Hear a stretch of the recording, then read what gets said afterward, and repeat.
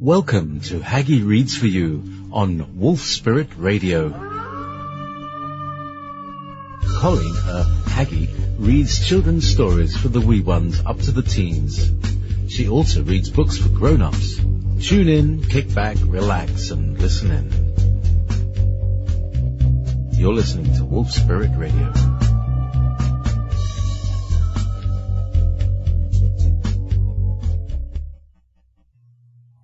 Hi everyone, it's Colleen, and this is Haggy Reads for You, and it is Wednesday, October 21st, 2015, and today I'm going to pick up where I left off last week with the Zephyrus Archives, Mission of Eternity, Chapter 2, I Would Do It Myself.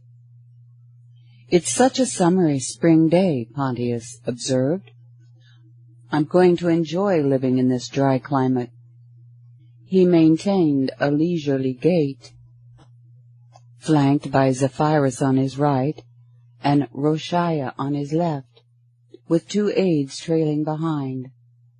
Much to the relief of Zephyrus, they had changed from their pretentious togas into attractive but casual tunics. Roshaya stood out as the exception in his centurion's uniform. They ambled along a crowded cobblestone street in the new city part of Jerusalem, to the north of the old city walls. Aside from the wealthy district in the upper city, this was the most pleasant part of town for strolls. Most of the streets in the old city were narrow, cramped, and noisy, to the point of deafening, especially in the coppersmithing quarter. But here the crowds were not as oppressive, and the area did not smell as putrid as most of the old city. Still, everyone needed to watch their step, due to droppings from the heavy donkey traffic. Glancing around at the people going about their business in and around the shops, Pontius pursed his lips. If it's the last thing I do, I'm going to help these Judeans assimilate into the empire. I'll make Romans of them yet. Roshaya chuckled inconspicuously. That's a worthy undertaking, sir. I honestly wish you the best of luck with your endeavor, especially since I'm half of each of these kinds of disparate people. You've adapted so admirably, Roshaya, Zephyrus put in, and you've gained the respect of the people on both sides. Not everyone could do that, you know. He gestured around at the milling crowds. We've been receiving a fair number of scowls, because we're obviously Romans. But most of these folks visibly shift their attitudes when they see who it is in the centurion's uniform. And I would wager that the others merely haven't come to recognize you yet. You're a walking miracle, Rosh. Pontius and his entourage reached the end of the row of shops, where the streets emptied into an expansive, open area. It relieved stress, merely getting away from the reverberating clatter among the stone buildings.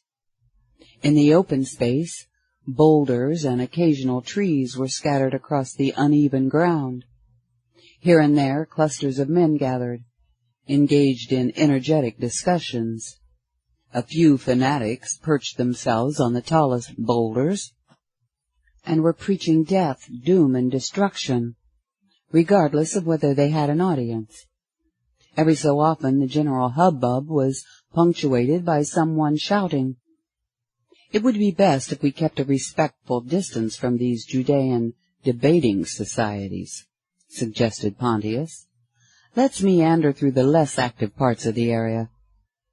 As they ambled along, Zephyrus noted, at least these people have an exuberant interest in philosophy. It's encouraging that they dedicate areas of the city to wrestling with concepts instead of with brawn. Although some of these men get a little too obvious for my liking. And these places are busy like this, more often than not, added Roshaya.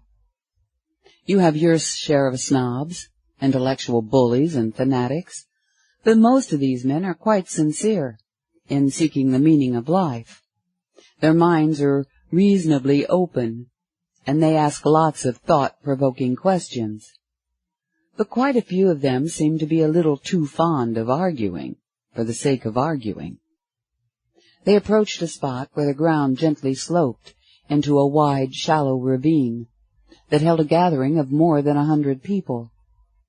Pontius noticed that, unlike the smaller groups, this one had a few dozen women along the outer perimeter. There appeared to be one man addressing the entire crowd. Pontius stopped and watched. Now this is odd. They have a lot of people there, but nobody's arguing. He turned back to one of the aides, a plain-looking, black-haired man in his early 30s. Gordian, walk down to the edge of that assemblage and see if you can find out what's going on. I hope it's not one of those radical, anti-imperial factions. Yes, Governor. Gordian smartly lowered his head and kept his eyes on the ground as he strode in the general direction of the crowd. Gordian's gait appeared rather tentative, as though he lacked the strength and vigor of a man his age. As he reached the back of the gathering, a wave of laughter washed over the audience, to some degree dispelling any concern of antagonistic rebels. The rest of us can edge our way inconspicuously closer, Pontius advised him. What do you make of it, Zephyrus? Surprisingly peaceful, and it's almost half women. Zephyrus began walking more directly toward the crowd, needlessly craning his neck, as though such an effort could enhance his distance vision. Nobody is paying any attention to us. We can step closer and get a better look. The others followed his lead, and stopped when Zephyrus felt he could see clearly enough to satisfy his curiosity. And yet sight was not the principal sense he would employ in this type of situation. Zephyrus had gained a reputation for his extraordinary empathic abilities. I like the feel of this group. Good. The light seems brighter around them as well, Pontius noted. The others nodded, understanding that Pontius possessed the gift of enhanced vision. He could see auras and other fields of energy. They're all listening to that one man, the one leaning against the tree. He doesn't even look Judean. No, he doesn't, agreed Roshaya. His hair's too light in color, and from here his complexion looks lighter as well. But what I find really fascinating is that his demeanor appears rather casual for one commanding so much respect and attention. But here comes Gordian. We'll find out in a minute. Gordian ambled his way back to the group. I asked an amiable-looking gentleman at the back of the crowd. He said the one addressing them is that Yeshua character so many people have been talking about. Gordian's report sent a shock wave through the others. Pontius quickly recovered from the jolt. He's fast becoming the most famous teacher in Judea, and I have no idea what he's purporting. All I know is he's allegedly associated with some branches of the Essenes, and the Pharisees don't like his message, and neither do the Sadducees. Joseph says most of the priests absolutely hate this young man and his teachings. Evidently he doesn't support the priesthood. As Yeshua began pacing, Pontius focused on the exceptional brightness of Yeshua's aura. Zephyrus, why don't you stay here and listen until the end? As always, I'll trust your assessment. Definitely. But the word had completely left his lips. Zephyrus had already veered off and was marching intently toward the throng. Watching his friend's body language, Pontius smiled serenely. Look at him. He's like a little boy on his way to get a treat. He can hardly keep himself from running. Pontius kept his eyes fixed on Zephyrus, nodding in approval. Now he'll artfully insinuate himself. into that crowd and make sure he can see and hear perfectly. Roshaya nodded. Yes, Governor. For a best friend, chief advisor, personal secretary, and second in command, you couldn't have found anyone to compare with Zephyrus. Pontius grinned at Roshaya. I seem to have a blessing upon me when it comes to finding the right people to play the important roles in my life.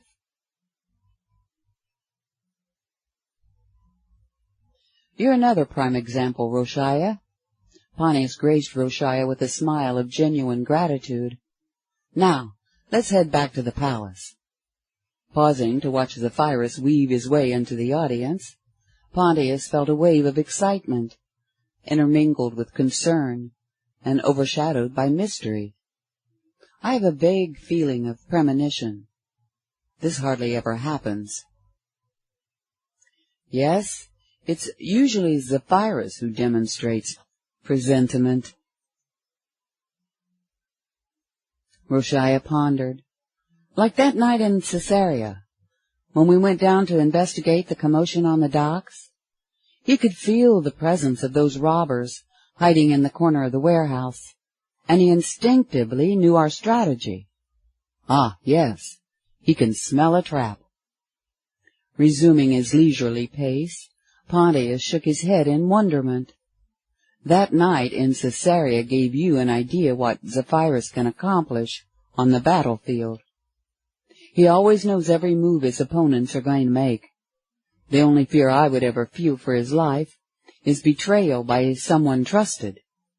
He smiled amiably at Roshaya, which is why I surround him with genuinely trustworthy people like you.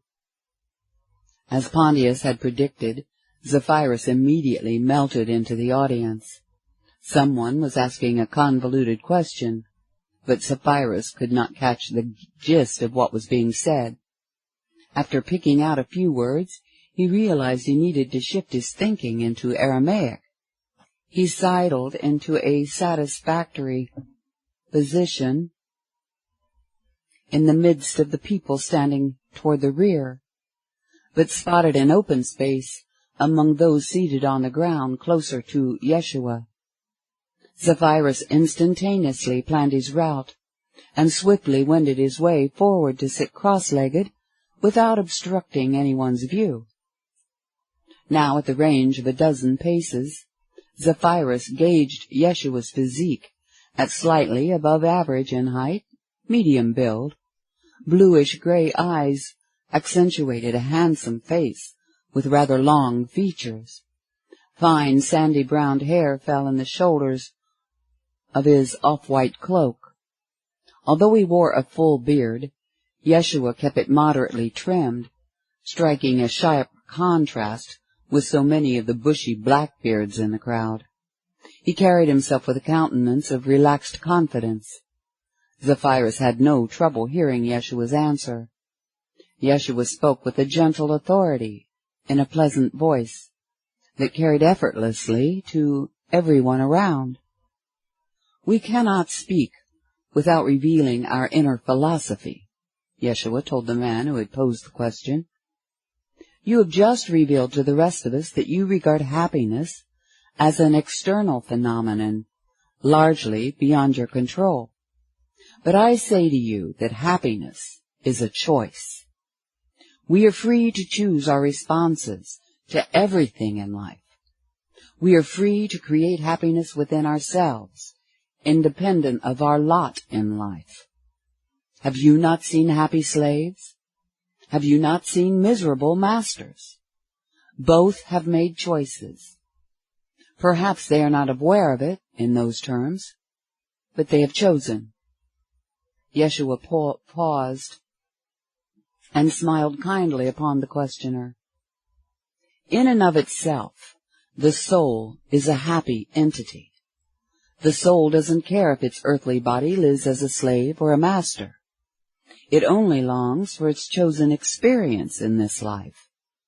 The soul doesn't care what kind of house it has, or if it even has one at all. It regards the earth and all of the cosmos as its home.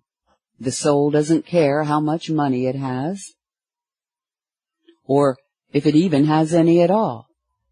It understands that all things belong to God. But Rabbi, another man called out, you keep telling us that God is within, because God is everything and everywhere. Can you tie this together for us? I find it confusing that God is in money, and yet the soul doesn't care about money. A chuckle rippled through the crowd. Nearly all the audience members were smiling at Yeshua, eagerly anticipating his explanation. This question especially seemed to have tickled Yeshua. If God is both the money and the soul, then what is the difference to God? He glanced around the crowd, noting the pace at which people absorbed his reply. Why would any of it matter? Where lies the distinction within the infinite mind of God? He timed his pauses perfectly, innately sensing when the collective consciousness of his audience was ready for the next perspective. When we approach any issue from the infinite consciousness of God, then none of it matters. It only matters to us when we see ourselves as nothing but isolated humans, and when we ignore spirit. No matter what you may be concerned about in this world, your higher truth is that it doesn't matter in spirit. The facts of our lives pile themselves upon us, form intricate patterns, and obscure the simplicity of our spiritual truth. Zephyrus noted that Yeshua was enjoying himself immensely, and that his unbridled joy was permeating the crowd. Yeshua's delivery often became quite comical, and for that his impact became progressively more profound. He opened the people's hearts, which helped the people open their minds. And yet Zephyrus could sense that Yeshua realized some of his listeners had started foundering. They groped for an understanding of how the infinite consciousness could permeate the material world and be present in something as mundane as money. Empathizing with Yeshua, Zephyrus forgot his own intention to keep track of the audience's response. Of all the gods in all the heavens, who is living in that body? Who lives behind those eyes? I've never felt such an energy in another human. But the answer to your question is found in balance. Yeshua continued. The soul does not reject money in any amount, as though the money were not part of God. Nor does the soul obsess over money in any amount, because the soul knows that all legitimate needs are always met, according to the life experience the soul has chosen. Some souls will choose a life that will show them what it's like to be owned by money. When God balances the scales for those souls, they learn a valuable lesson to be applied in future lives. And sometimes it takes a few lifetimes to balance the scales. Yeshua paused, observing his impact, but also seeking a way to steer the discussion back to simpler ideas. Again, your answer will be found in balance. Yet within the context of your life as a human, you may find yourselves tempted to stray from your spiritual center of balance. Yeshua's amusement shone forth in a perfect cosmic pause. He opened his arms in a wide gesture to encompass the crowd. Not that anyone here would have ever done that. Several people guffawed. A few chuckled. Still others fidgeted and snickered uncomfortably. Some half-heartedly played along, merely to cover their unease with not comprehending such a spiritual perspective on a commonplace, emotionally laden issue. But for the most of the audience, the energy shifted, accompanied by sighs and whispers. The atmosphere eased. Yeshua put on a humorous act of scratching his head, as though trying to figure out what he himself was talking about. But for that matter, does your question matter? The flawless, comic delivery achieved its intended effect, and the crowd erupted into gales of laughter. Yeshua roared right along with them. He resumed his pantomime of uncertainty. At one moment he poised himself to deliver the answer of answers, and then, well, maybe not. The man who had asked the question soon found himself wiping tears from his cheeks. As the energy subsided, Yeshua stilled himself.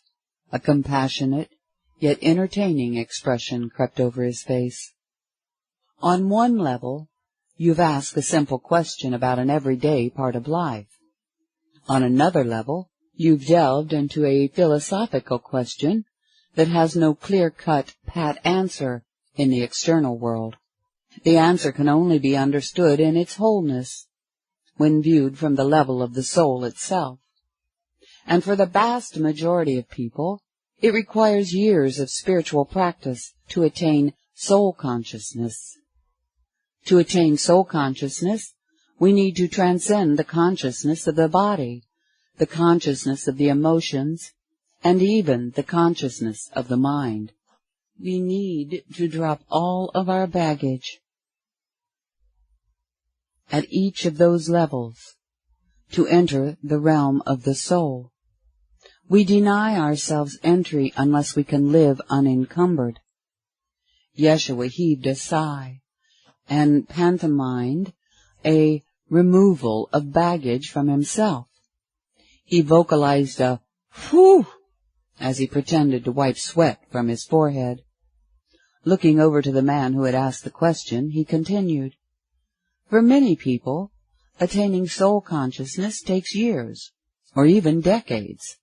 And since you probably won't accomplish this by noon, Yeshua made an open-handed gesture toward the late morning sun, and allowed another chuckle to ripple through the audience.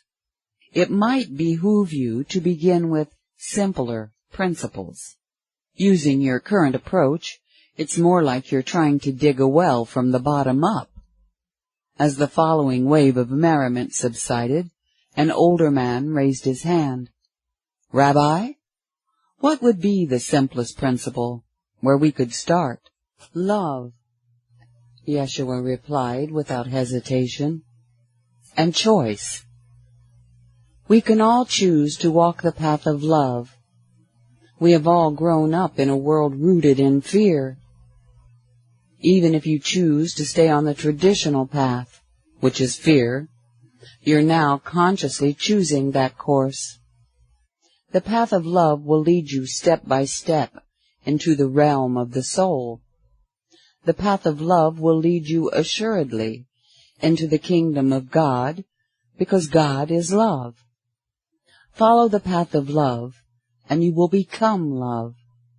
Ultimately, you will realize love is all you have ever been, and that all else had merely been a nightmare from which you have awakened.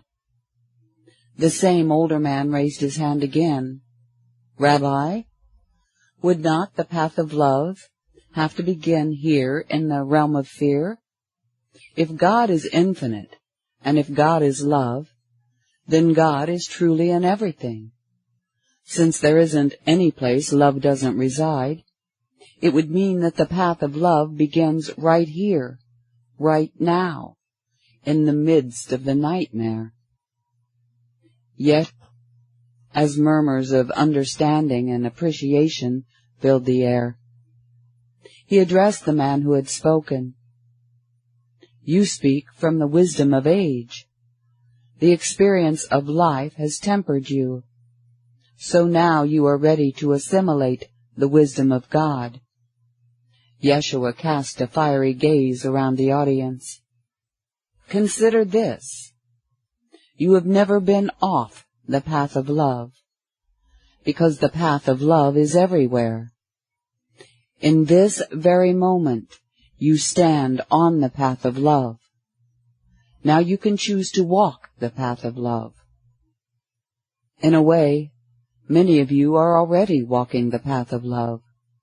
The only problem is you're heading in the wrong direction, into deeper fear. You may wish to reconsider this. If you simply turn around, you will find yourself on the same path, but walking in love, toward the kingdom of God. In each moment, you can choose between love and fear. Ultimately, those are your only two options. Excited whispers reverberated throughout the crowd. From the rear, someone called out, "Thank you!" Yeshua glanced over at the younger man who had asked the question about God and money. "Now, you have been given your starting point. The path of love will guide you out of the realm of fear into the kingdom of God. When you can start living in the kingdom of God, most of your other questions will fade into a meaningless oblivion." As heads tilted and foreheads furrowed, the older man once again raised his hand. "Rabbi, thank you for your kind words. Might I share a piece of the wisdom of age you mentioned?" Yeshua nodded. "Certainly, please do. But first, what is your name, so others might seek you out later?" "My name is Matthias," he answered. "And in my younger years, I was at least as impatient as many of our young friends here today. What I would like to share is the success I had with a piece of wisdom handed down from my mother. She told me to write down all my burning questions, and then to put them away and forget about them for a year, if not longer. She told me to give life enough time to answer those questions. I followed her advice and found that the experience of life does answer our questions in the course of time. And I also found that many of my old questions didn't really matter anymore. Then I followed my mother's advice and literally burned the questions." Matthias paused, feeling an appreciation beyond words. "Rabbi, you are truly sent by God. Today, you have answered the last of the questions I wrote down over 20 years ago. Before she died, my mother reminded me that patience is the prime virtue." He swallowed with some difficulty, and a tear trickled down his cheek.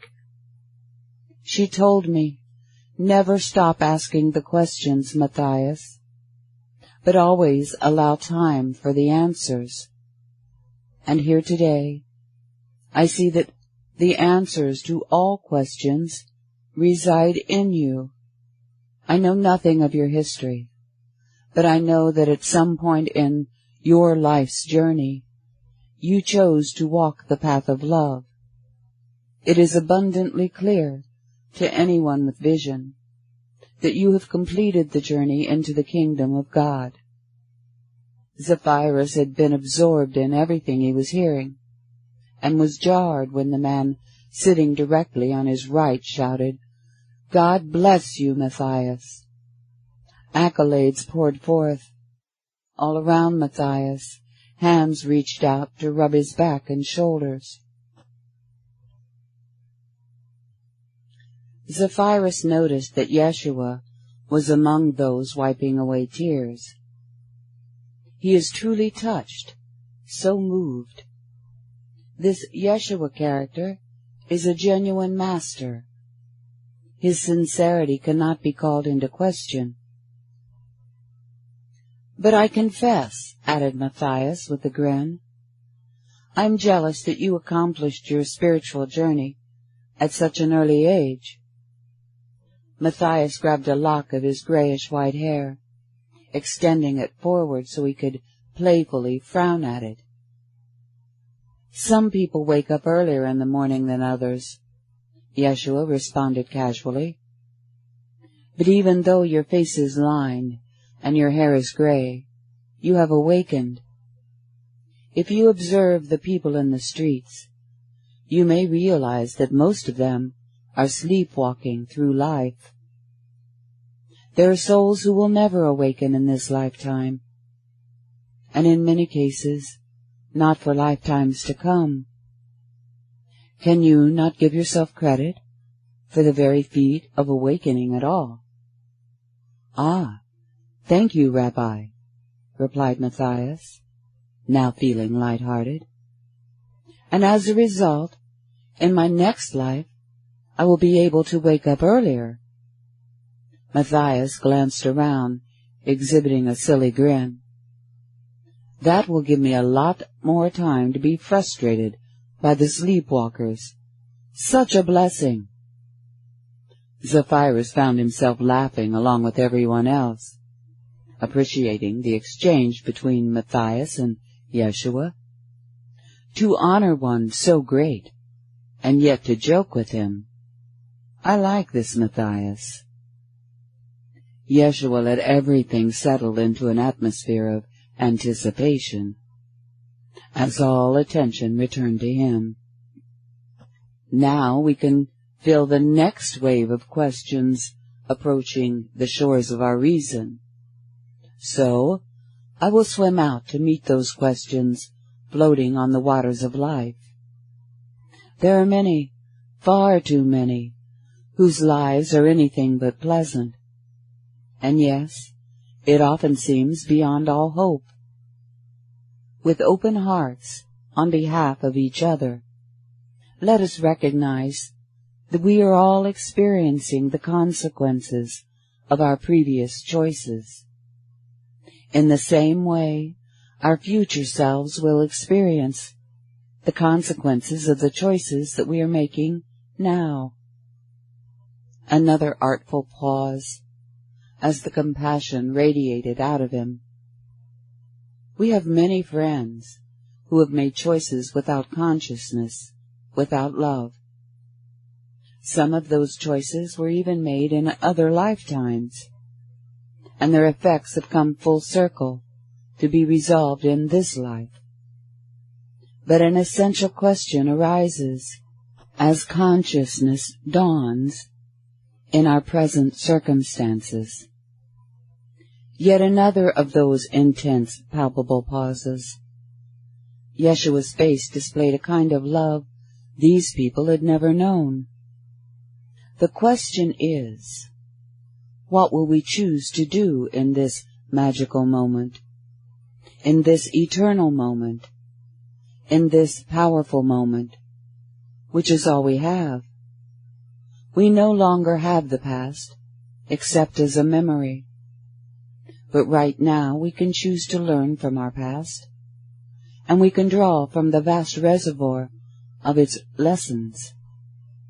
And right now we can use this newfound wisdom to begin creating our future, a more agreeable future than the one we were creating yesterday. We can dream a new dream and begin living toward its fulfillment. A young man sitting on the ground near the front rose to his knees and plainly spoke with an all-consuming sincerity. Master, I understand this now. I finally grasp what you've been saying. It's all choice. Everything is choice.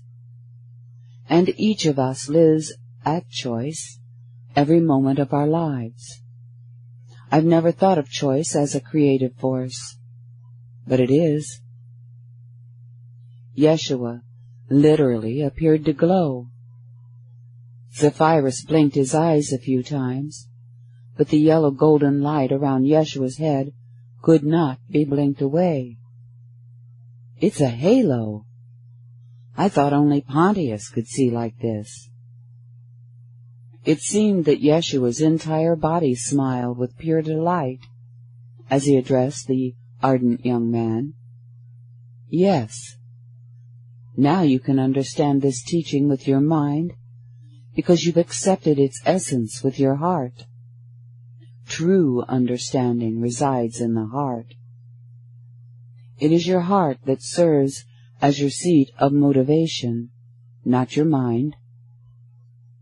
Although a genuine comprehension dawned in Zephyrus and many of the others, an incomprehensible energy began emanating from Yeshua, whether from within, from without, or both. An ineffable something triggered an unrecognizable metamorphosis within Zephyrus.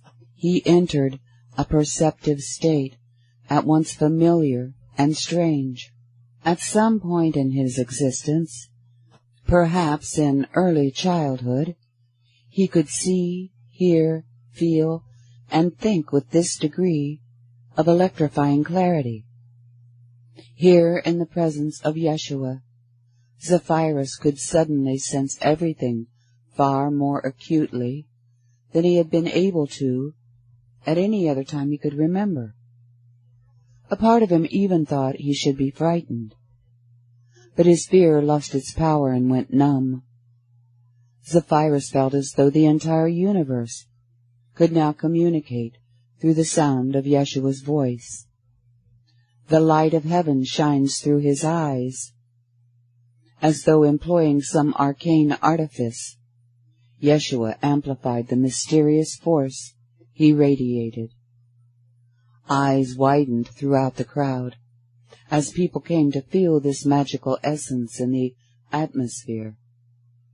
Yeshua continued, "You know the old admonition, man, know thyself. And you know the proverb, above all else guard your heart, for out of it flows the sustenance of life. To know yourself, you must know your heart and honor it, without reservation or compromise. Simply understand that your truest self lives in your heart. Fear can find nowhere to roost in a fully loving heart. Approach everything from a loving heart, and your choices will always prove right." Zephyrus could feel his own heart in a way he had not felt it since early childhood. Something within him wanted to open, to blossom. A long-forgotten wish deep within his heart suddenly believed it could reach up and touch the sky. He could also feel his heart aching, as it had always ached, for whatever this essence was that filled the air and penetrated his energy field. As Yeshua scanned his audience, measuring his effect on various individuals, his eyes met those of Zephyrus and lingered. Those bluish-gray eyes of Yeshua, with all the universe behind them, poured forth a love that Zephyrus could sense in every part of himself, a love that washed away his regrets, a love that nurtured his lost dreams back to life, a love that foreboded a future beyond what had yet been imagined. Yeshua seemed to become all blurry, but Zephyrus realized he was trying to see Yeshua through his own tears. Zephyrus had never encountered a power to compare with these sensations. He could feel the vibratory essence of his heart and his spirit inside his mind, blending with the dynamism of Yeshua's eternal consciousness. Somewhere in the midst of this timeless connection, Yeshua's gaze drifted off to bless other people, but the energy of his gaze remained. Zephyrus felt as though he had been turned inside out. The entire world that he had known simply dissolved into a mist of white light. From this moment forward, he could never again be the same man who had infiltrated this gathering only moments ago. Sitting comfortably on a plush forest-green couch in his private lounge, Pontius watched with genuine awe as his closest friend paced back and forth on the Persian carpet. In an unprecedented show of enthusiasm, Zephyrus emitted glowing pulsations as he shared his experience of listening to Yeshua. "Pontius, I hardly know how to explain this. Here we have something beyond all the masters and philosophers that we've ever encountered. And I'm not exaggerating. If anything, I'm giving you an understatement. But at least you're helping me understand why the priestly class despises this young teacher, said Pontius. And we can take it for granted that Herod won't interfere if the priests want to act out on their hatred. Zephyrus gesticulated wildly but artfully as he continued, and that's undoubtedly only a matter of time, Pontius. As the shrewd military men we are, we both know better than to underestimate an opponent. And some of these bastards over at that stinking temple are enemies. We need to place Yeshua under our protection, and do it now. I would do it myself. Smiling in his wonderment, Pontius waxed metaphoric. You're like a rushing river, Zeph. You've become like a massive flash flood. You're overflowing your banks and you're bursting dam after dam as you race to the sea. In this case, the cosmic sea. Zephyrus continued his animated pacing. But his eyes, when you look into those eyes, not even the Roman engineers would be able to construct a dam that could hope to contain you or even slow you down. I'm telling you, Pontius, no man could have eyes like those. Zephyrus momentarily froze as his own eyes gazed into the infinite expanse he had glimpsed through the eyes of Yeshua. Zephyrus could hear his own voice, but as though from far away. I have no idea what kind of being he is, but his knowledge, his wisdom, his compassion. You're like a hound on the scent. Zephyrus resumed his pacing. I'm sorry, Pontius. I can't do it justice. It was only a couple of hours ago. I haven't had time to absorb it sufficiently to have the eloquence to explain this. Don't worry, Zeph. You have thoroughly convinced me, Pontius assured him. Yeshua has an astounding eloquence, but his words merely cut the pathways for the energy that follows. It's that energy. Whatever it is, it just is. We are all that. And his enthusiasm rose. Zephyrus made full-bodied gestures tantamount to dancing. Yeshua is unquestionably a master of theory, yes, but he carries you far beyond theory, into the realms that even the most expansive theories can only so feebly attempt to describe. Into that reality behind the theories. The realities that's the reason for all the theories. Zeph, it's the actual existence of those realms that inspires us to theorize to begin with. Zeph, it's the living energy. You can feel it as it emanates from him. The only thing I don't understand is why he doesn't have the entire city learning at his feet. The entire country. Pontius mumbled, because most people are idiots. He could lift the consciousness of the whole empire to an impressively higher level. If only I could explain this. Zeph! Zephyrus paused, turning his head to peer at Pontius as though seeing him for the first time. Huh? Pontius laughed sweetly and spoke softly. Zeph, it's really quite simple. It is? You're too excited right now to see the obvious solution. I am? Pontius drew a deep breath and exhaled slowly. Invite him to the palace. What? Zeph, I'm the governor of Judea. You are the tribune and my personal secretary. In your official capacity, invite Yeshua to the palace. I want to meet him." Zephyrus blinked in confusion. "Invite him?" "Yes. If you can't assemble a comprehensible report, I'll have to get it from Yeshua himself." Pontius teased. He had never seen Zephyrus in such a state, and he found it endearing. "Zeph, I want to meet the man who could light this kind of fire in you. I'm going to take your advice and place him under our protection. I want you to find out where Yeshua is staying and what kind of security he has. I want all the information you can gather. Meanwhile, I'll write a letter of invitation. You can seek him out in a few days and personally deliver my message. The most likely scenario is that we'll make him a protectorate of the state.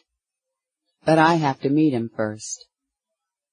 Comprehension slowly dawned within Zephyrus, and his jaw seemed to dangle with no purpose. As though in a trance, he walked slowly to the door without a word. His movements appeared completely mechanical, as he opened the door and stood there, staring into space. Eventually Zephyrus filled his lungs and vocalized an extended sigh. Chuckling at himself with clarity returning to his eyes, he shook his head like a dog shaking off water. He contorted his features into one of his usual funny faces and looked cross-eyed in the general direction of Pontius. Zephyrus waggled his head and barked a staccato ha-ha. He proceeded to fix Pontius with clear, direct eye contact. "You're right. It's obvious." Chapter 3. Fear's dominion will end. Walking onto the grounds of the Magdalene home late in the afternoon, Zephyrus scrutinized the impressive property.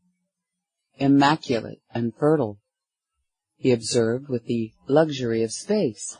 After several days of information gathering, he now possessed a skeletal story outline of how the Magdalene siblings had come to inherit this estate in Bethany and near the Sea of Galilee. You could fit more than half a dozen average houses inside this one. He could feel an energy radiating from the stonework. It spoke of wealth, but also carried an essence of human spirituality. Not religiosity, but spirituality. Zephyrus followed the artfully laid stone pathway toward the front door. Unaccustomed to feeling intimidated, never on any battlefield, nor in front of the emperor, Zephyrus now became engulfed in a sense of nameless, faceless trepidation. His buoyant stride grew leaden. His pulse and respiration struggled. Visions of capture and torture erupted in his mind's eye. Why am I so afraid? His chest felt physically constricted from the raw emotion clawing at him from within. Stifling the desire to turn back and leave, he imagined himself trying to explain ever so casually to Pontius, "Oh, I just changed my mind." He closed his eyes for a moment and concentrated on the profusion of bird song and the rich sense of the abundant plant life. This is ludicrous. The dread made no sense to him. He could not even identify it. He steeled himself and stumbled forward, but hesitated before the wide doorstep. A full 2 paces to either side of him stood the rugged wooden pillars supporting the overhang. This was created to welcome. But it feels like I have to lay my heart on this doorstep. as though it were a sacrificial altar. Although built of ordinary construction stones, an earthly beauty greeted him, a doorstep with a mosaic that spelled something, evidently in Hebrew, and after a brief contemplation he recognized it. Shalom, peace. A soul-searching ache permeated his heart as he stepped through his fear onto the mosaic. Scarcely believing this was happening, he knocked and waited. An official assignment to visit Yeshua. The door opened momentarily, and he found himself face to face with an attractive Judean woman whom he guessed to be a few years younger than himself, perhaps in her mid-20s. Her vibrant black hair flowed over slim shoulders, forming a shawl that complemented a gray robe of quality weave. Her deep brown eyes evinced a wisdom well beyond her years. With a regal but not imperious bearing, her countenance established her as the authority figure of the estate, and she made no effort to hide her surprise at seeing a Roman on her doorstep. "Greetings. I'm Zephyrus, personal secretary to Governor Pilate. I understand Yeshua is here." He spoke in the common Greek, but he could not ascertain if she understood. Her eyes widened, but she said nothing. Although he still felt rather self-conscious about his accent when he spoke Aramaic, Zephyrus opted to give it a try. "Lovely place here."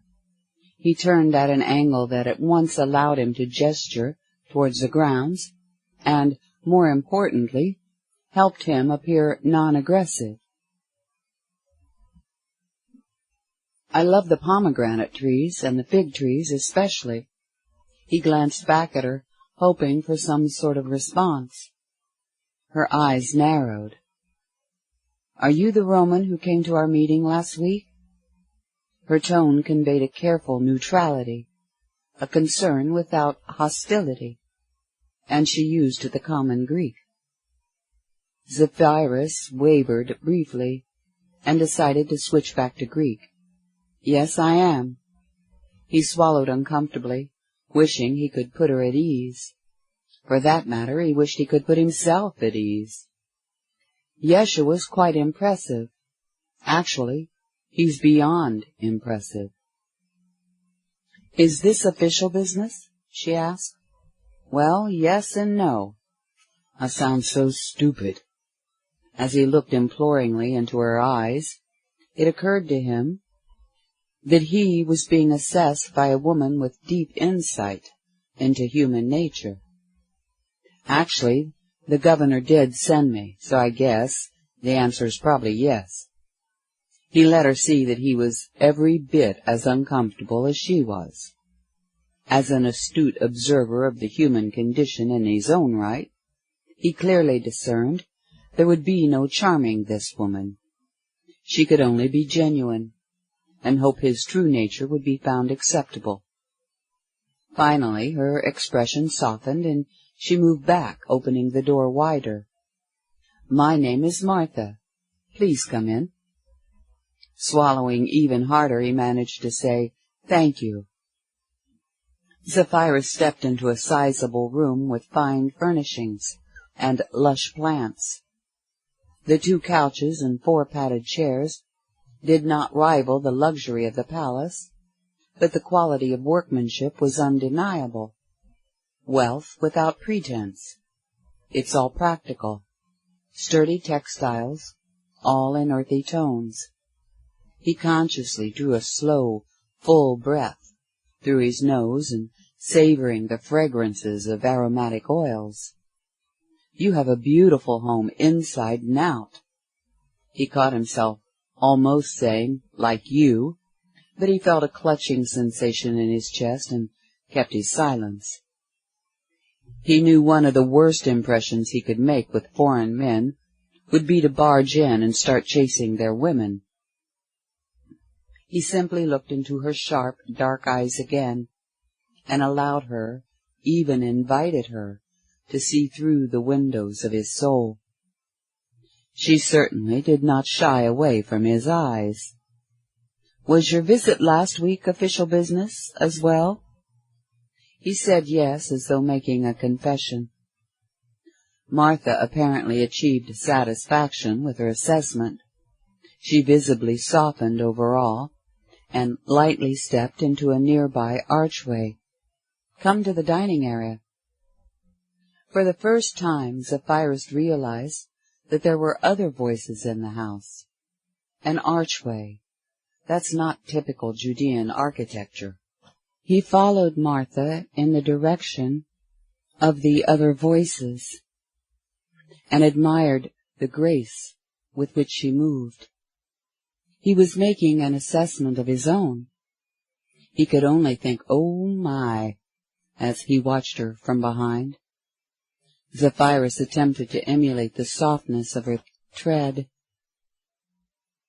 He had never been a stomper, but this woman walked like a cat, so soft, so smooth, so sleek. They entered a spacious area with impressive windows that filled the room with filtered sunlight. Around a long table that could easily sit 10, 4 people chatted amiably, 2 men and 2 women. To his left, Zephyrus took note of a young Judean man, black-bearded and somewhat swarthy. Scanning from left to right, a Judean woman perhaps in her mid-40s, then a striking young Judean woman, who might have only been 20 or so, and then Yeshua himself, who did not look at all Judean. "Sorry to interrupt," Martha called out in Greek with an authoritative tone that effectively demanded silence, "but we have some official business with the Roman Empire." "Whoa!" the young man shouted. He laughed boisterously. "Well, what do you know? We have a Roman in the house."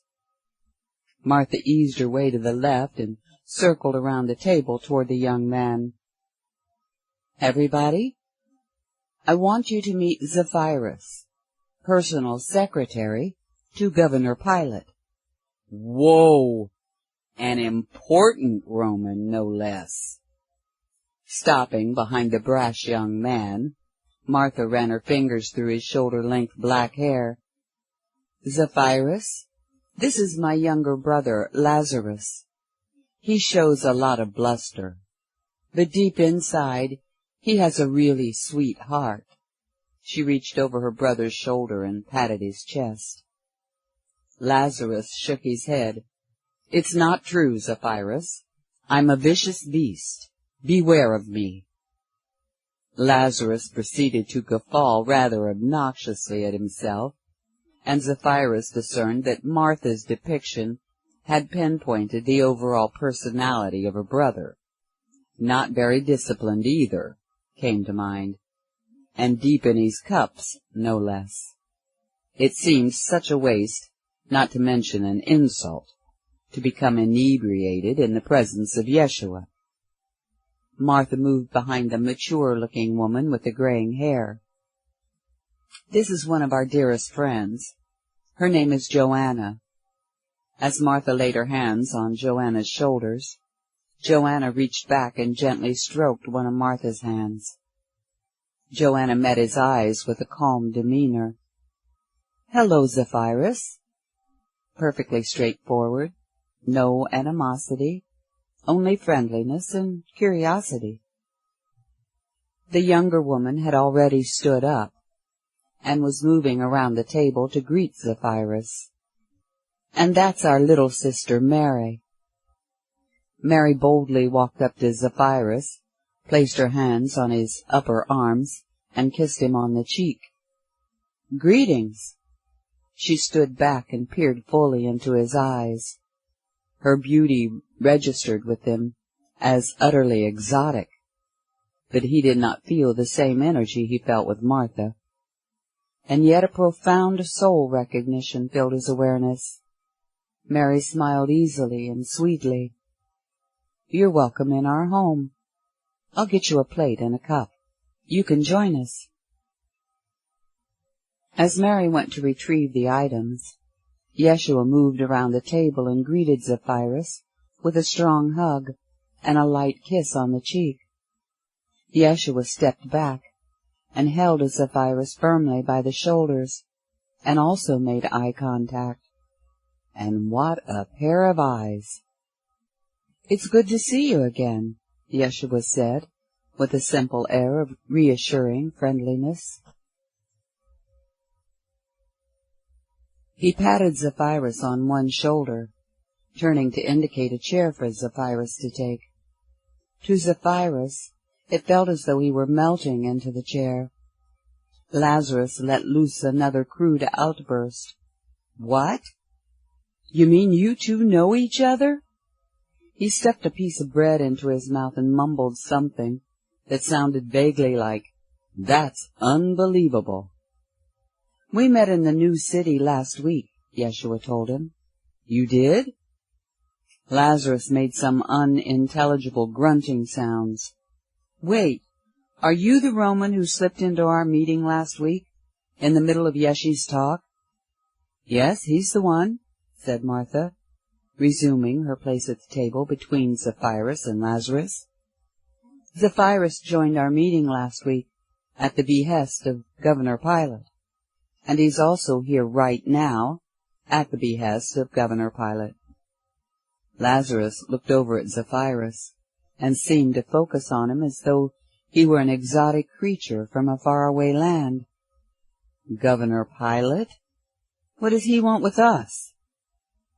Realizing he was actually welcome in a harmless environment, Zephyrus decided to play it flippantly. He leaned towards Lazarus and, with a playful, intense expression, said, "He doesn't." Lazarus went completely blank, and his obvious bewilderment sent everyone else into guffaws nearly as boisterous as his own outburst tended to be. "I'm only here because Yeshua's here." Preferring the letter from Pontius, Zephyrus addressed Yeshua. "Governor Pilate sent me here to invite you to the palace. He wants to meet you at your leisure." Zephyrus said, "Thank you," as Mary set a high-quality earthenware plate before him. The plate bore several pieces of broken bread and a small bowl containing some sort of dip. Mary gave Zephyrus a soothing pat on the back with her left hand as she filled his cup from a pitcher of water with her right. She set the pitcher down and gracefully swung around the table, returning to her seat next to Yeshua. She seemed so self-assured and had a musical quality in her voice. "I wouldn't mind meeting the governor myself. What do you think, Yeshi? You can't really turn down an invitation like that, can you?" Yeshua slowly shook his head. "Not that I would say no in any case, but I'd like to visit when I know it's convenient for the governor." "That's not a problem. I'm the one who schedules all of his appointments," Zephyrus flatly stated. "You are?" Lazarus asked in amazement. "Yes," replied Zephyrus, as though to say, obviously. "No one gets an appointment with the governor except through me. I'm his filter." "Really?" asked Lazarus. "You are an important Roman." Zephyrus grinned at Lazarus, and then shifted his body to the right so he could resume his conversation with Yeshua. "I suppose you're speaking somewhere tomorrow?" Yeshua nodded and was about to reply when he was cut off by an outburst from Lazarus. "Whoa, wait a minute! I was keeping an eye on you at our meeting that day, Zephyrus. You were slinking off as soon as Yeshi was done." Lazarus leered across the table at Yeshua. "And you were with us all morning, Yeshi.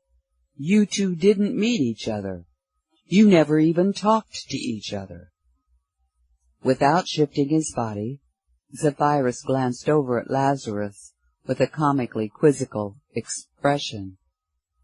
"Is there something makes you think Yeshua's communications are limited to words?" Everyone, including Lazarus, laughed heartily.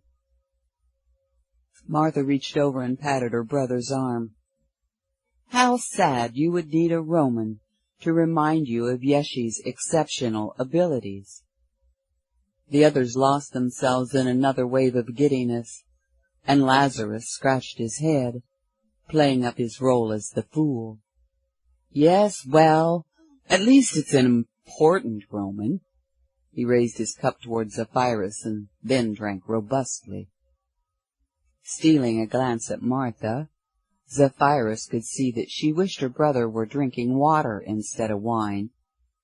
Zephyrus wanted to comfort her, sensing her concern for the apparently indulgent lifestyle of Lazarus, who was already refilling his cup from a wineskin. "Anyway," Yeshua said, "getting back to my appointment with Governor Pilate, yes, I'm speaking tomorrow." "Tomorrow evening, then?"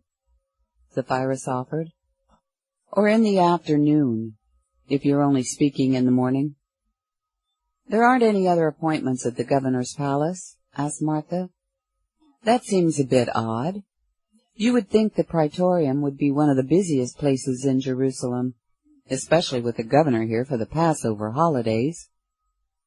Zephyrus could not help but invest a little extra something in the smile he gave her. "Sure, there are some appointments, but they can be rescheduled. As far as I'm concerned, everybody else can wait.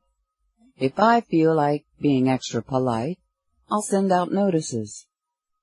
Reading the subtle expression of disapproval on Martha's face, he added, "Roman government officials can be incredibly rude.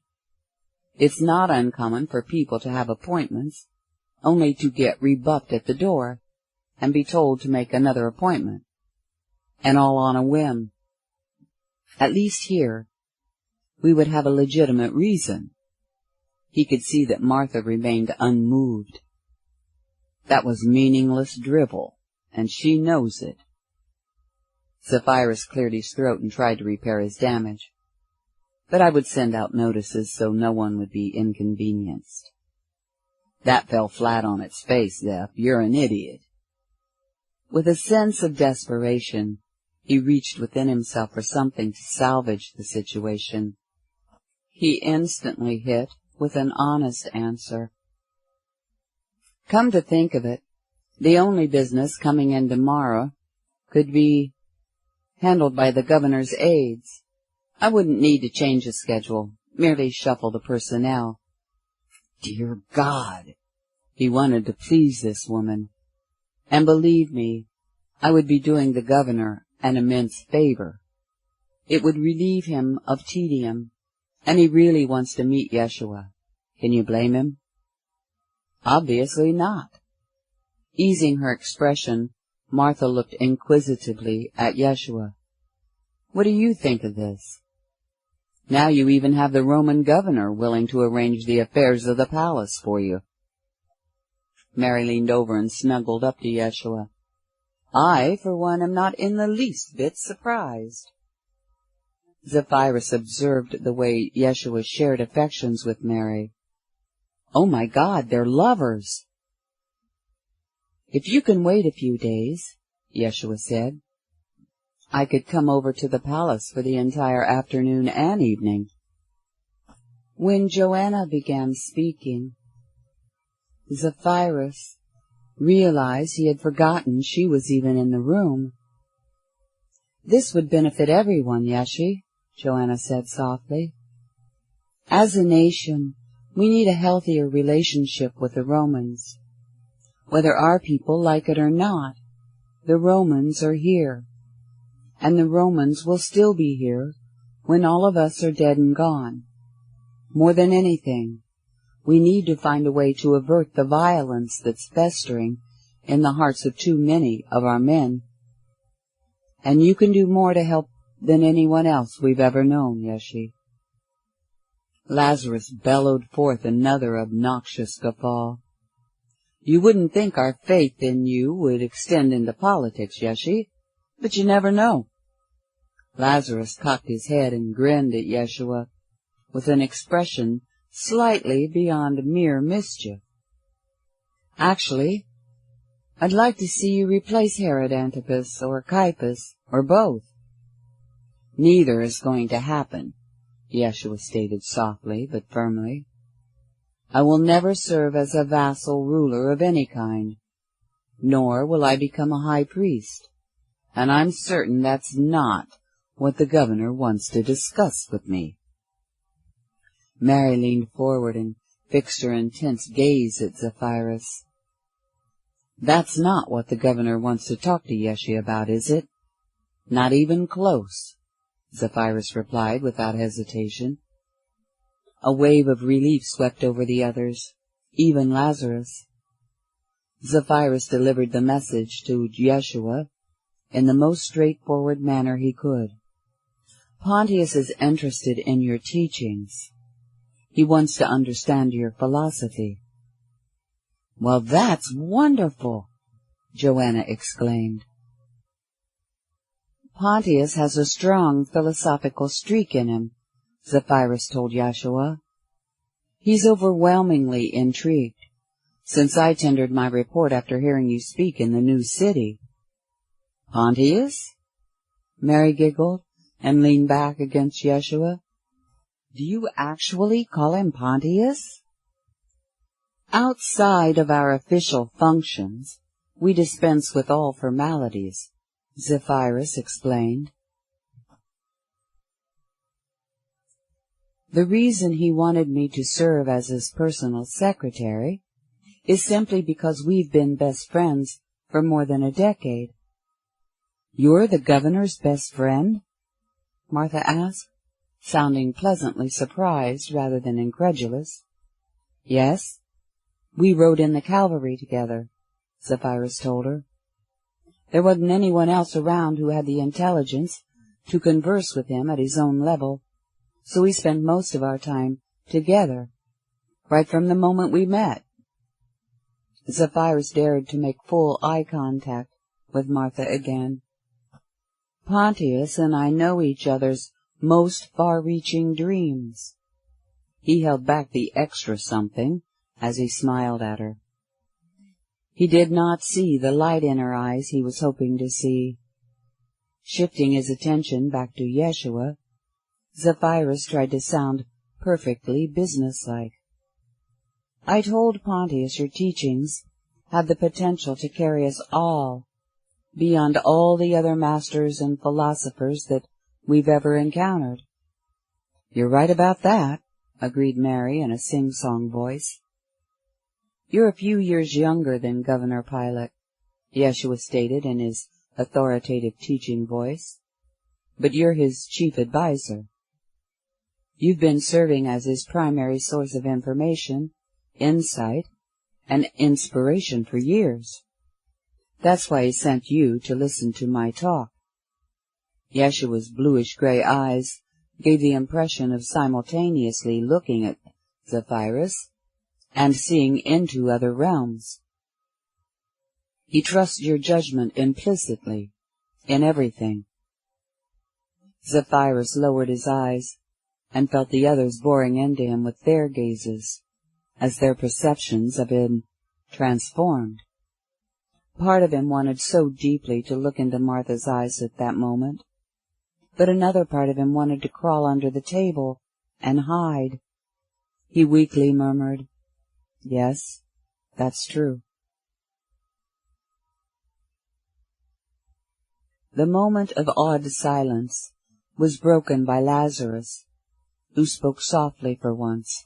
Man, you're a really important Roman. Several hours later, Yeshua stepped outside with Zephyrus.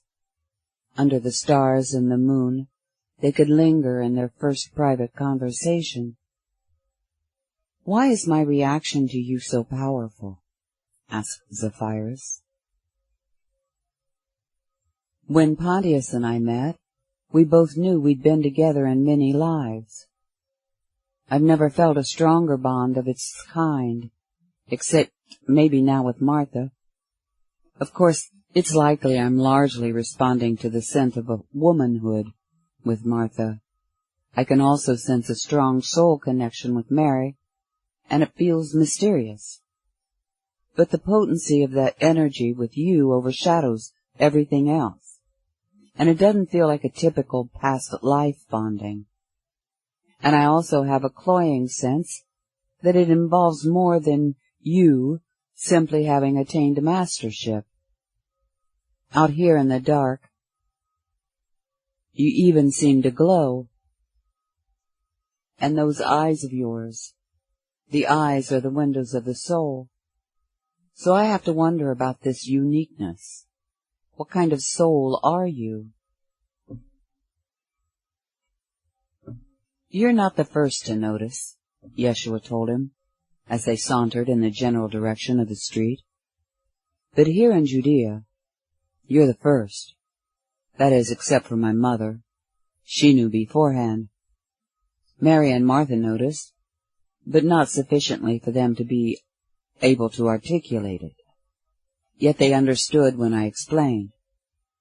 Quite a few masters in Egypt, Persia, and India knew there was a soul-level difference about me.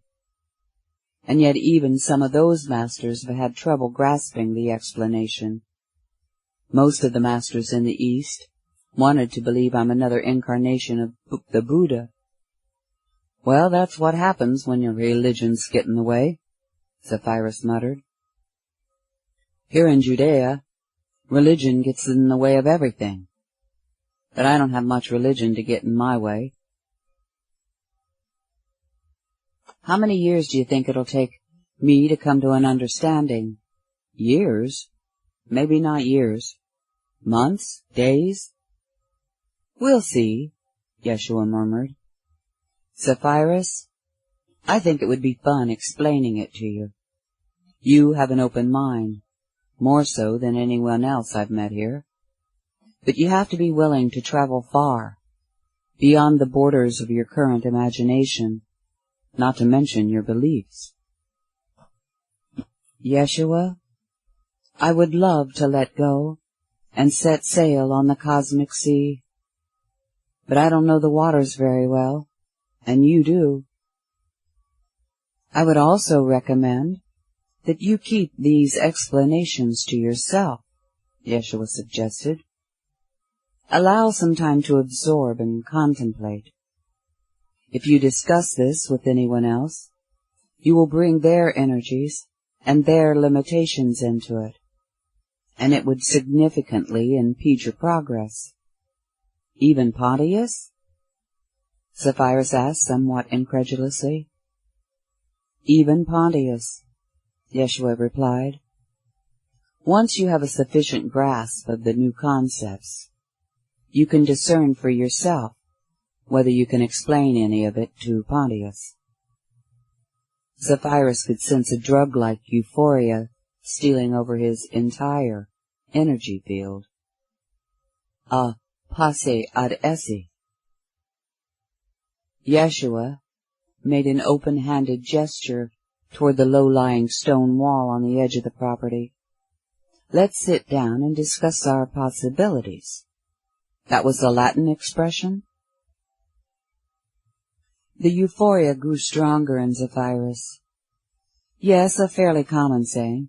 It means from possibility to realization. And then the first thing you said in response contained the word possibilities.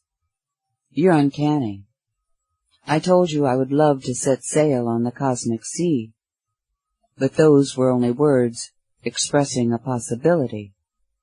And already I'm facing the reality. He sat down on the wall a couple of feet from Yeshua, who had seated himself and turned at an angle facing Zephyrus. At first, Zephyrus mirrored Yeshua's pose, but immediately opted to turn completely and straddle the wall as though it were a horse. For a cavalryman in Olympic champion equestrian, the pose evoked a desire for action and adventure. I want you to know how grateful I am, Yeshi, and how willing. Try me.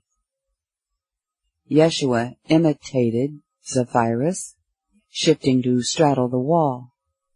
He shared the excitement of their connection. Do you understand the difference between second and third dimensional geometries? Zephyrus nodded vigorously. I love geometry. In fact, I've been studying a treatise on it for the last few days. It was a gift from our friend, Joseph of Arimathea. He must have put it in my hands to prepare me for this opportunity. Zephyrus gazed into Yeshua's glowing eyes. You see, I don't like religion, but I believe in the workings of spirit. I thoroughly understand, Yeshua assured him. Yeshua reached down to the ground, picking up 2 stones of disparate sizes. He set them on top of the wall between himself and Zephyrus. I'll get to these in a moment, but first, let's look to the sky. How much do you know about the stars? Did you ever wonder what they really are? Forever, desperately.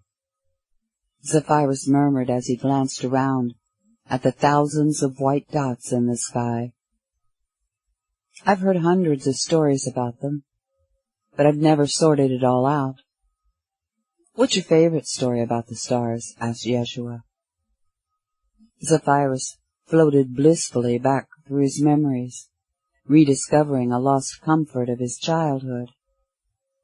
When I was young, we had an old druid named Dewan in our area. My father hated him. I was eventually forbidden to listen to his teachings. My father and grandfather both wanted me to be a good little Roman pagan. Yeshua chuckled. That didn't quite work out the way they planned, even back then. No, of course not, the old bastards. The memories continued rising to the surface for Zephyrus. An ecstatic smile burgeoned forth on his face as he stared into the celestial display above him. I simply went out into the forest to meet with Dewan, and I did it more often, since it was forbidden by the men I detested. What was the story Dewan told you about the stars? Asked Yeshua. He told me they were other worlds, some like ours and some different.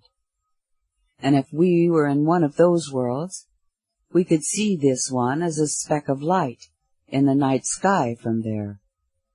For the most part, he was right, acknowledged Yeshua. Zephyrus reacted with a full body twitch. His gaze floated back down to Yeshua. What? Yeshua picked up the larger of the 2 stones he had placed on top of the wall.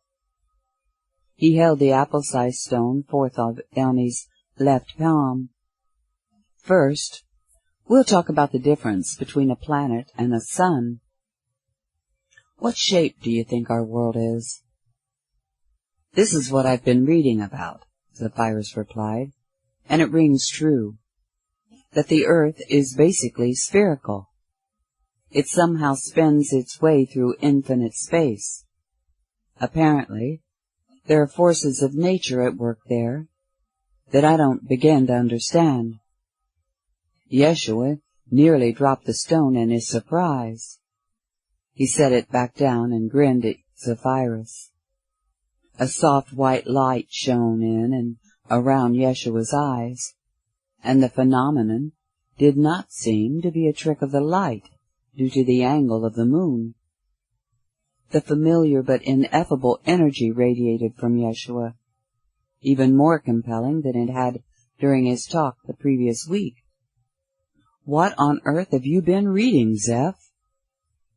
It's called An Egyptian Mathematica, by someone who calls himself Numericles. Joseph thinks he was actually one of the Ptolemies. I haven't worked out much of the math yet, but the concepts have been haunting me since my first perusal. Zephyrus could sense the energy of Yeshua's gaze, interpenetrating his own heart and mind, that far-away quality in his eyes, and yet I can feel him right here inside me. The sound of Yeshua's voice created an impression that it emanated from the stars. You'll find a lot of your answers in that treatise. It holds keys for your unfoldment. When the time arrives, I will read it and help you accept its truth. Its truth is your truth. For a long moment, Yeshua beamed a silent smile as his magical energy dominated the surrounding atmosphere. He perceived. He knew. In due time, he would reveal. Eventually, Yeshua drifted back from his cosmic reverie, and he picked up the stone. He held it forth with noticeably more enthusiasm. Pretend this is the sun. It's also spherical, only it's made of fire. Every star you see out there is a sun. They're all gigantic spheres made of fire, spinning their way through infinite space. What did Dewan tell you about the difference between stars and planets? Zephyrus remembered one of the many nights he would sneak out of his house to join Dewan for his lessons. He said, stars twinkle, and planets give off a steady glow. Good. And now I'm going to explain a little bit of why. Reaching down with his right hand, Yeshua drew forth the small stone, barely more than a pebble. Imagine the big stone as the fiery sphere that we call the sun. The little stone is the earth, which you now know is a planet. As these bodies go spinning their way through the heavens, the earth actually revolves around the sun. He moved the smaller stone around and around the larger one. But the sun has more than one planet revolving around it. You've seen Mercury in the sky? Yes, and Venus, answered Zephyrus. I love tracking the path of Jupiter across the sky. I haven't learned how to anticipate the appearance of Mars, but usually some astrologer will mention it and point it out. Are the planets burning like the sun? Asked Yeshua. Well, no, Zephyrus answered slowly, but they still shine, and sometimes brightly. I have no idea why or how. Yeshua handed Zephyrus the stone representing the earth. Here, hold this little stone right in this spot. Yeshua reached to the ground and brought up another small stone, but not as small as the one representing the earth. Let's pretend this one is Jupiter. It's farther away from the sun than the earth is, and if I hold Jupiter right here, see if you can figure out the phenomenon. Remember, you're on this side of the earth now, away from the sun. A clearer picture began emerging for Zephyrus. That's why it's night. As the earth spins, we find ourselves facing away from the sun. We can't see the sun because we'd have to be able to look through our own stone. But we can still see out into the night sky, where you're holding Jupiter. Exactly right, Zeph. And Jupiter reflects the light of the sun back toward Earth. But Jupiter is so far away, it looks like no more than a big star that doesn't twinkle. The stars twinkle because they're not planets giving off a steady reflection of the sun. The stars are other burning suns, only much farther away, so far away Their fires appear to flicker. Zephyrus looked up from the stones, first at Yeshua and then at the stars, and then back at Yeshua. This is why they look so small out there? Because of all the distance? But they're actually other suns? Yeshua nodded calmly. Yes, and many of those suns have planets moving around them, just like ours. But at this distance, we can't see those planets, only the suns. And from those planets, people can't see Earth, only our sun. A gentle smile accompanied the magical visionary expression on Yeshua's face. I came here from those other planets, from those other suns, from those other worlds. I'm not what you might call an earth soul, but I have lived several lives here, so I could become acclimated. Zephyrus absorbed Yeshua's gaze and the energy that came with it, and felt the truth behind the outlandish claims. You're right. It may take me some time to get this, but I don't think it will take years. Somehow, without taking his eyes away from Yeshua's, Zephyrus extended his vision out into the star fields. A wry smile emerged. And exactly how in God's name did you make such a journey through all that space? This will take a lot more explaining, Yeshua told him. We'll be together for many years to come, Zeph, and we'll build your new base of knowledge brick upon brick. First things first. For now, I feel it's more important for you to learn why I made the journey, rather than how. Zephyrus felt his whole body spasm from the heart outward. Oh, dear God! I never even thought of that. How stupid.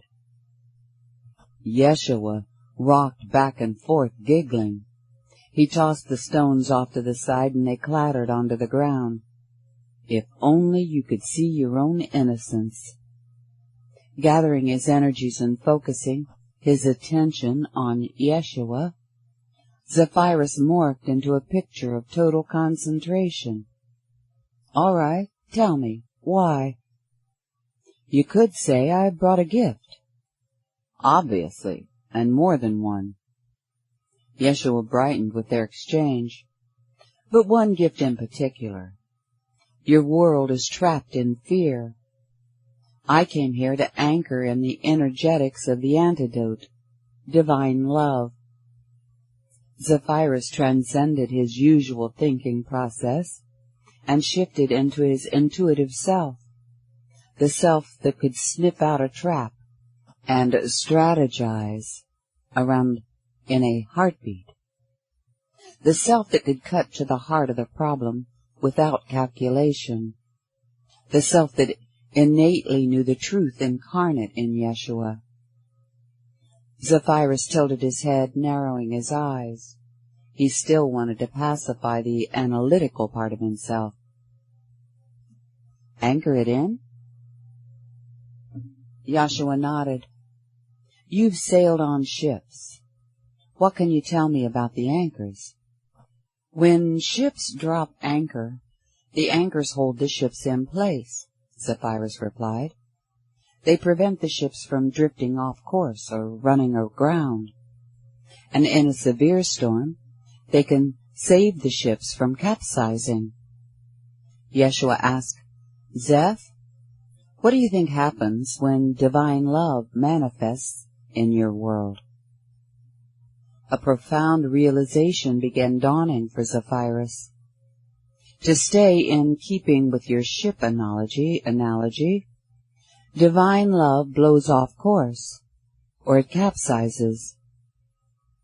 It never seems to be able to take hold in this world. We usually end up fighting each other. I'm going to change this phenomenon, Zeph, Yeshua stated earnestly. I'm going to anchor divine love into the energetics of this planet, so inexorably that fear will never be able to root out the love, no matter how violent the storms. And the fear will try, repeatedly. But the day will come when divine love will emerge through millions of people like you, the way it now expresses through me, and fear's dominion will end. Slowly, Zephyrus came to realize his head was bowed, and he was quivering, weeping. How did this happen without him realizing it? He could think a million thoughts at once, but all his thinking was overshadowed by his feelings, his plethora of emotions. Dearest gods in all the heavens, he's anchoring the divine love into me. He's anchoring it into as many of us as he can. He's touching our souls with it. He's infusing it into our hearts. Zephyrus lifted his gaze to meet those amazing eyes, the windows of the magnificent soul, visiting from the starry realms. How can I help? Trust your heart. Be true to it, and follow it, Yeshua replied gently. Everything else will unfold according to your soul's design. You, too, are here for a purpose. Chapter 4. You have an aura about you. They're on their way in, Governor. Your timing was perfect, sir. The moment you finished your walk, they arrived. Remember, Hotep, we're not to be disturbed. Yes, sir. But I feel it's only fair to warn you. Warn me of what? He has an extremely powerful personality, sir. I've never imagined anyone so forceful, who could have so much impact on me with so few words. You mean he actually spoke to you? Asked Pontius, wondering why Yeshua would engage in conversation with a slave. What did he say to you that affected you so strongly? He said hello. Hotep stared innocently at Pontius. He has the most powerful hello I've ever heard. Hotep's mouth curled into a half-smile at the governor's confused silence. In essence, it's what Yeshua says with his eyes. And what did he tell you with his eyes? Forgive me, Governor. We don't have nearly enough time to go into all of that. Shall I remain out of sight, but handy, in case you want anything, sir? Yes, Hotep, that'd be fine. Thank you, sir. That way, I can listen to your conversation without feeling guilty for spying on you. As Hotep slipped out of sight among the pillars and plants, Pontius hesitated in bafflement. He wondered if Hotep was being impertinent, but he shrugged off the incident, thinking, no, that's all right. Zephyrus really likes him. Pontius could hear the main door of the spacious governor's lounge open and close behind him. He turned around and saw Zephyrus wearing a beatific smile. But when Pontius placed his attention on Yeshua, it seemed the energetics of the room were instantly altered. Pontius became transfixed. Physically, Yeshua appeared to be no more than 30 years old, healthy, strong, and handsome, more lightly complected than the vast majority of the people of Judea. Yeshua calmly looked at Pontius with bluish-gray eyes. No, he looked through Pontius with bluish-gray eyes. Pontius could not tell if Yeshua's hair and beard were light brown or sandy blonde, because Yeshua's face was surrounded by a golden yellow light. Indeed, as Pontius allowed himself to soak in the sight of the legendary teacher, he realized that Multicolored light surrounded Yeshua's entire body. Zephyrus formally stated, "Governor Pilate, this is Yeshua." But Pontius had been stunned at the experience of encountering such an extraordinary being. He stared without blinking, and not a muscle in his body budged. He felt as though his feet had become fused into the marble floor. As he lost himself into the globe of the golden light around Yeshua's head, Pontius discerned a slight but brilliant blue sheen on the edges of the sphere. A memory floated to the surface, Zephyrus reading to him about something called the blue nimbus of the masters. An odd fact, tucked away years ago, had now emerged as a pulsing essence in this moment. He's a genuine spiritual master. We're living a legend. Zephyrus allowed Pontius a moment, remembering how overwhelmed he himself had felt upon meeting Yeshua face to face, eye to eye. But the situation started to feel uncomfortable. I'd better prompt him. Yeshua will be more than happy to spend the afternoon and evening with us. Not even a glimmer of a response. To share his teachings. Zephyrus glanced over at Yeshua, who did not seem to be concerned. He must do this to people on a regular basis. Yeshua spoke softly. "It's good to meet you, Governor Pilate."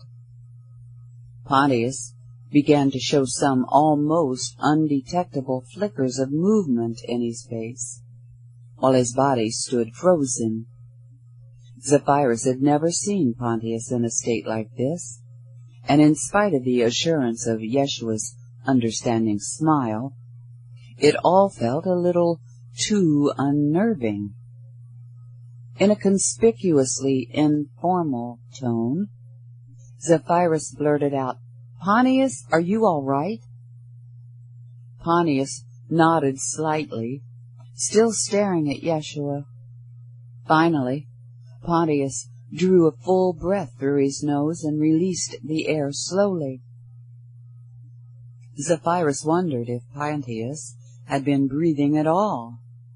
The strange glaze slowly cleared from the governor's eyes, and his expression of simple astonishment gradually morphed into a smile. Zephyrus heaved a sigh of relief. Pontius cleared his throat and swallowed. "You have an aura about you, such as I've never seen." Yeshua responded, "You see things that few people do." "You're right. I've only met a handful of people who could see auras to any appreciable degree." Pontius moved slowly toward Yeshua. "My special gift of vision has provided an essential tool for my career." As he drew near Yeshua, Pontius stretched his right hand forward and placed the tips of his fingers over Yeshua's heart. "If I see pink here, I interact with it. If I don't see pink here, I minimize contact with such people, and certainly don't trust them." He looked up into Yeshua's eyes. "But I seldom get stark, clear vision of much more than color patterns around the heart and around the head. Yet with you," his voice trailed away, and he slowly shook his head in amazement, "I can only assume this phenomenon is due to you having so much more light to see." With an open-handed gesture towards Zephyrus, Yeshua asked, "Don't you notice more light around the heads of intelligent, more enlightened people like our friend here?" Pontius glanced over at Zephyrus and chuckled. "It's the first thing I noticed about him, even before I saw the pink light around his heart. He also exudes more of that than most. I've assumed it means he possesses more sincerity, but in general is a more advanced soul. Pontius threw his arms out wide. But I'm being rude. Welcome, new friend. Let's get comfortable. Yeshua smiled and stepped forward into an embrace with Pontius. Thank you. In case no one's ever mentioned it, you have more light than most as well. Pontius took a step back and positioned his fingers at Yeshua's heart again. Yours is far the brightest, purest pink I've ever seen. Scanning the area around Yeshua's head, he said, You have the clearest energy field I've ever encountered. Zephyrus, Pontius, and Yeshua sauntered over to the three magnificent couches, arranged to accommodate a three-way conversation. As they began settling in, for what they all sensed would grow into a long session, a movement in the plants beside one of the pillars caught Yeshua's eye. He glanced over, only to catch a glimpse of Hotep smiling and waving before disappearing into the plants. Yeshua concealed his amusement, realizing that Pontius and Zephyrus had not seen Hotep. Where would you like to begin? Asked Yeshua. My friend Zephyrus taught me something years ago, Pontius began, something that has never failed me. And that is to begin by questioning the assumptions. After all, every school of thought is built on a foundation of assumptions. If this, then that. If this, then 17 treatises. Zephyrus insists on ignoring the 17 treatises, going directly to the introduction and questioning the underlying assumptions. Excellent, Zeph. The concept obviously delighted Yeshua. So, we'll start off with my assumptions. If you even have any, Zephyrus muttered. You're different. I may not be so different, said Yeshua. My first assumption would be that the cosmos is infinite. Pontius furrowed his brow. How could it not be? Then we're agreed on the first assumption, Zephyrus proclaimed. We're getting somewhere already. But now, it's going to get a little bit thorny. Yeshua cautioned them, because now we have to talk about God. Pontius groaned, Oh, God. Zeph and I have always had trouble with the concept of God. Other types of beings claiming to be gods and goddesses, that's another story. But God? He freely made a mockery of the word, repeating it in different languages with a variety of inflections.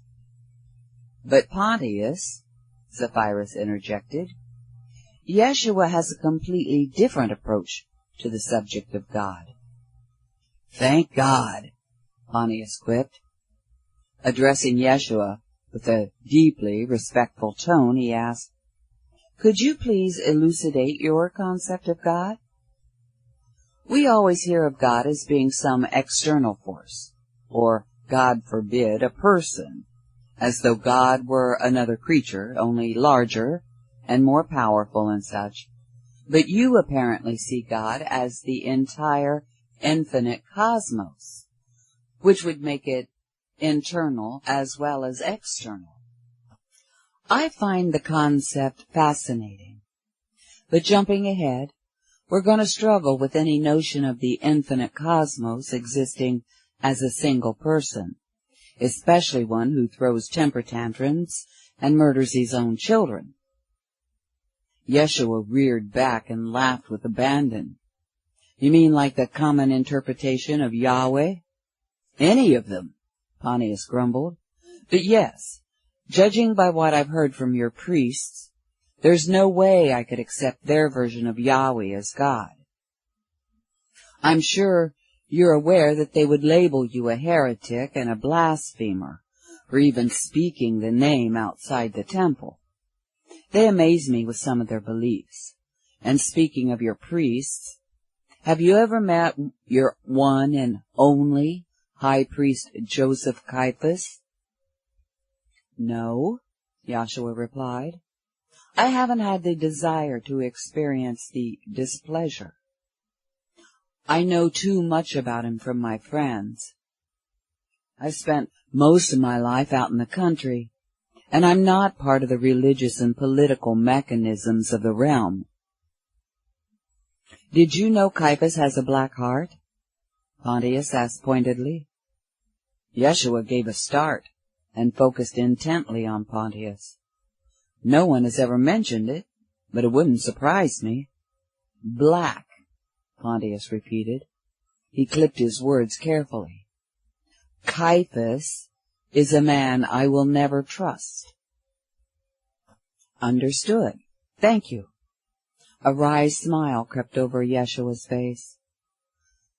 But that makes him a fitting representative of the God that he proclaims, doesn't it? They all indulged in their amusement with such a notion. While Yeshua's jibes were aimed at the priesthood and its teachings, he noticed that Zephyrus and Pontius took personal jabs at Caiaphas. Yeshua soaked in the essence of their experiences with Caiaphas. Although they had only known the high priest for a few months, they genuinely detested him. Their energies also contained a tinge of fear. This helped Yeshua get a feel for the lethal malice embodied at the head of the temple. Pontius gave Yeshua a quick bow of the head. Forgive the digression.